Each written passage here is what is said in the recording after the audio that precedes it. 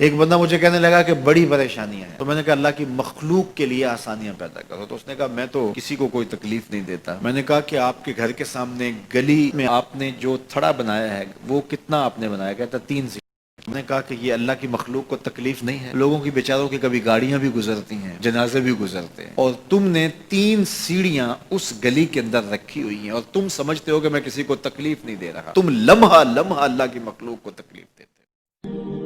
جمعے کے دن وہی لوگ ہوتے ہیں آسمان سے تو نہیں اتر آتے یا زمین سے تو نہیں اترتے، مسجد میں جگہ نہیں ملتی، عید کے موقع پر مسجدوں سے باہر اہتمام کرنے پڑتے ہیں، حالانکہ عید کی نماز تو واجب ہے، عید کی نماز فرض نہیں ہے، واجب ہے، صرف مردوں پر، عورتوں پر واجب بھی نہیں ہے، مسافر پر واجب نہیں ہے، لیکن عید کی نماز میں دل دھرنے کی جگہ نہیں ہوتی، اور جو فرض عین ہے، فرض نماز ہے، اس کے لیے مسجد کے قریب سے گزر جاتے ہیں۔ تو کہا اگر تم میرے تک پہنچنا چاہتے ہو تو انبیاء کے راستے پہ چلو، صدیقین کی راہوں پہ چلو، صالحین اور شہداء کے راستے پہ چلو، تمہیں منزل نصیب ہوگی۔ یہ وہ خوش نصیب لوگ ہیں جو میرے تک پہنچے ہوئے ہیں، اور جب تم ان تک پہنچ جاؤ گے جو خدا رسیدہ ہیں تو تم بھی منزل تک پہنچ جاؤ۔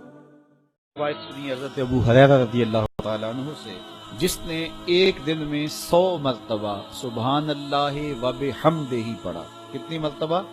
100 مرتبہ۔ کیا پڑھا؟ سبحان اللہ و بحمدہ۔ فرمایا کہ اس کے گناہ سمندر کی جھاگ کے برابر بھی ہوں تو اللہ معاف فرما دے گا۔